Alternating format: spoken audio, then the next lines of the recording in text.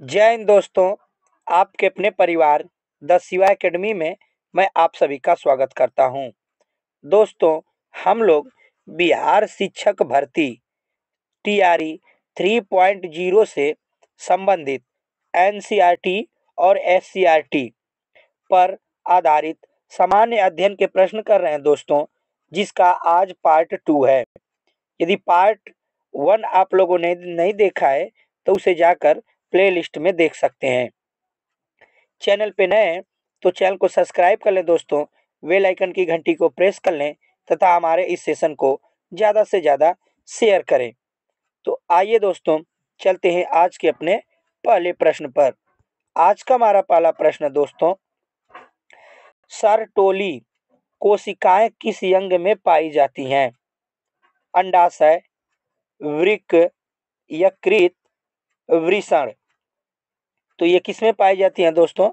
वृषण में पाई जाती हैं। डी इसका सही है। आगे देख लेते हैं प्रश्न नंबर 2। प्रश्न नंबर 2 है दोस्तों, यूनिसेफ का मुख्यालय कहाँ स्थित है? जेनेवा, न्यूयॉर्क, पेरिस, रोम। तो यूनिसेफ का जो मुख्यालय स्थित है दोस्तों, यह स्थित है न्यूयॉर्क। बी इसका सही है। बी न्यूयॉर्क है दोस्तों। अगला प्रश्न, प्रश्न नंबर 3, हाइड्रोक्लोरिक एसिड किस अंग में स्रावित होता है? आत्र, यकृत, अमाशय, अग्नाशय। तो हाइड्रोक्लोरिक एसिड दोस्तों यह स्रावित होता है अमाशय में। सी इसका सही हो जाएगा, अमाशय। आगे देख लेते हैं प्रश्न नंबर 4, स्कर्वी रोग इस विटामिन की न्यूनतम कमी से होता है? इस नहीं दोस्तों, किस विटामिन की कमी से स्कर्वी रोग होता है दोस्तों? Vitamin A, vitamin B12, vitamin D या विटामिन सी। इसका हो जाएगा डी दोस्तों, आंसर हो जाएगा डी, विटामिन सी इसका सही हो जाएगा। विटामिन सी की कमी से स्कर्वी रोग होता है दोस्तों। अगला प्रश्न, प्रश्न नंबर 5, सिंधु सभ्यता से प्राप्त मोहरों में कौन से वृक्ष की आप मिलती है? कौन से वृक्ष की आप मिलती है दोस्तों? मतलब कौन से वृक्ष की आप नहीं छाप मिलती है दोस्तों? यह आप नहीं छाप होगा। आम की छाप मिलती है, पीपल, पारिजात, साल। तो इसका हो जाएगा दोस्तों बी, पीपल की छाप मिलती है। बी बिल्कुल इसका सही हो जाएगा। आगे देख लेते हैं अगला प्रश्न, किसकी प्रशासनिक प्रणाली की अद्वितीय विशेषता ग्राम स्वायत्तता का विकास थी? चेर, चोल, पांड्य, पल्लव। तो छठे का हो जाएगा दोस्तों बी, चोल। चोल इसका बिल्कुल सही है। आगे देख लेते हैं प्रश्न नंबर 7।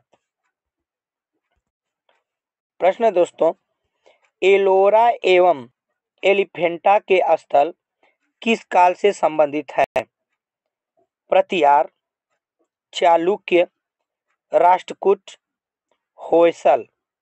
किससे संबंधित है दोस्तों? तो 7वें का हो जाएगा सी, राष्ट्रकूट। एलोरा एवं एलिफेंटा के स्थल राष्ट्रकूट काल से संबंधित है। अगला प्रश्न, प्रश्न नंबर 8, वायुमंडलीय कारणों से पानी के न होने पर भी उसे देखने का भ्रम, उसको देखने के भ्रम को कहा जाता है? मृग तृष्णा, साधवल, भ्रांति, उपर्युक्त में से कोई नहीं। तो 8वें का हो जाएगा दोस्तों मृग तृष्णा। ये इसका सही हो जाएगा। आगे देख लेते हैं प्रश्न नंबर 8, जो लोग मात्र अपनी खपत के लिए ही पर्याप्त कृषि करते हैं और बाजार में बिक्री के लिए नहीं, उन्हें क्या कहा जाता है? कह दोस्तों कि अगर कोई भी व्यक्ति कृषि करता है तो सिर्फ अपने लिए करता है, वह बाजार में बेचने के लिए नहीं करता है, उन्हें क्या कहते हैं? जीविका कृषक, जनजाति, जैव कृषक, उपर्युक्त में से कोई नहीं। तो 9 का हो जाएगा दोस्तों ए, जीविका कृषक कहते हैं उसको। आगे देख लेते हैं प्रश्न नंबर 10। कौन सा शब्द समुदाय के कई पीढ़ियों में जमा पारंपरिक ज्ञान का सबसे अच्छा वर्णन करता है? लोक ज्ञान, अनुभव, दूरदर्शिता, चतुरता। तो कौन हो जाएगा दोस्तों इसका? इसका हो जाएगा ए, लोक ज्ञान। उसे लोक ज्ञान कहते हैं। आगे चलते हैं प्रश्न नंबर 11।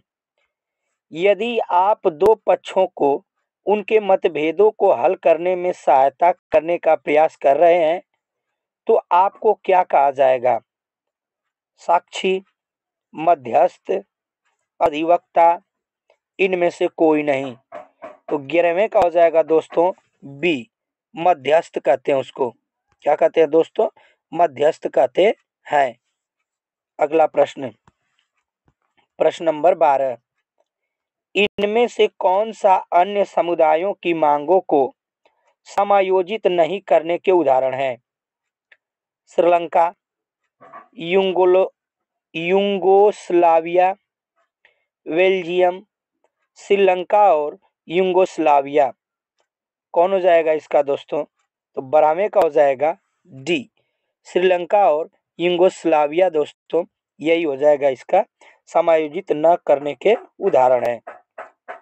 आगे देख लेते हैं प्रश्न नंबर 13। इनमें से कौन सा अन्य समुदायों की मांगों को समायोजित नहीं करने के उदाहरण है? तो यह प्रश्न दोस्तों रिपीट हो गया है, ए और बी दोनों हो जाएगा। अभी ऊपर यह प्रश्न था। आगे देख लेते हैं प्रश्न नंबर 14।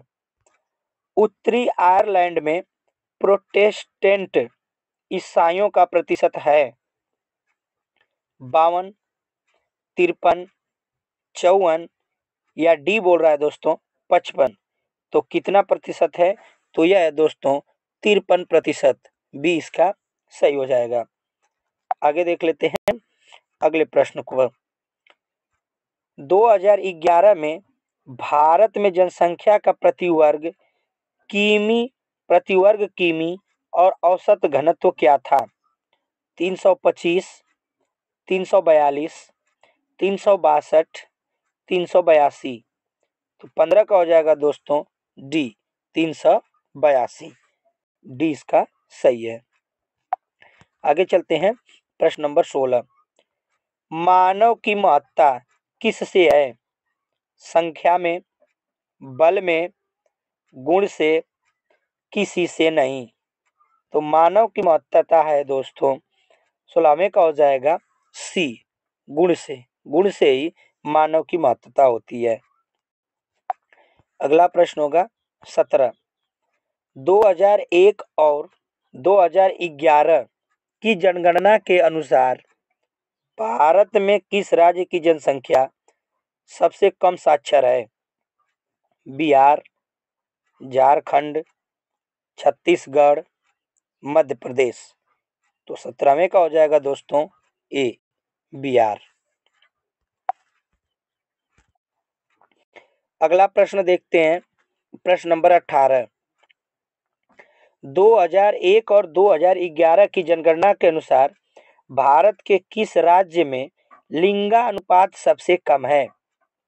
पंजाब, हरियाणा, राजस्थान, गुजरात। तो 18 का हो जाएगा दोस्तों बी, हरियाणा। हरियाणा में सबसे कम लिंगा अनुपात है दोस्तों। अगला प्रश्न, प्रश्न नंबर 19। ऊर्जा का एसआई मात्रक है और यह समतुल्य है। करें ऊर्जा का एसआई मात्रक क्या है दोस्तों? जो किसके समतुल्य है? तो यह दोस्तों 106 अर्घ के, 10 से 7 अर्घ के, 107 अर्घ के, 105 अर्घ के। तो 19 का हो जाएगा मेरे दोस्तों सी, 107 अर्घ के। ऊर्जा का एसआई मात्रक होता है दोस्तों जूल। याद रखिएगा ऊर्जा का एसआई मात्रक होता है जूल और ये किसके समतुल्य होता है? तो 107 अर्घ के समतुल्य होता है। आगे देख लेते हैं प्रश्न नंबर 20। राकेट नोदन का कार्य निम्न नियम पर आधारित है। राकेट नोदन का जो कार्य है दोस्तों किसके नियम पर आधारित है?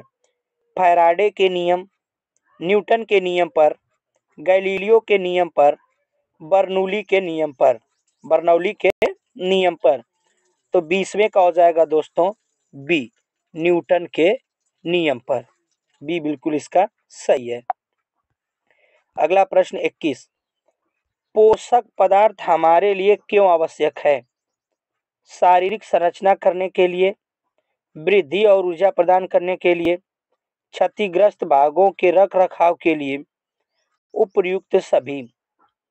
21 का हो जाएगा मेरे दोस्तों डी, उपर्युक्त सभी। सभी पोषक पदार्थ हमारे शरीर के लिए आवश्यक है। आगे देख लेते हैं अगला प्रश्न। सभी जीवों के लिए भोजन आवश्यक है तो भोजन से हमें क्या मिलता है? ऊर्जा मिलती है, शक्ति मिलती है, प्रकाश मिलता है। डी कह रहा है ए और बी दोनों मिलता है। तो 22 का हो जाएगा मेरे दोस्तों डी, ए और बी दोनों। हमें भोजन से ऊर्जा भी मिलती है और शक्ति भी मिलती है। आगे देख लेते हैं और यह हमारा आज का लास्ट प्रश्न होगा दोस्तों। जो पौधे अपना भोजन स्वयं तैयार कर लेते हैं उन्हें क्या कहते हैं?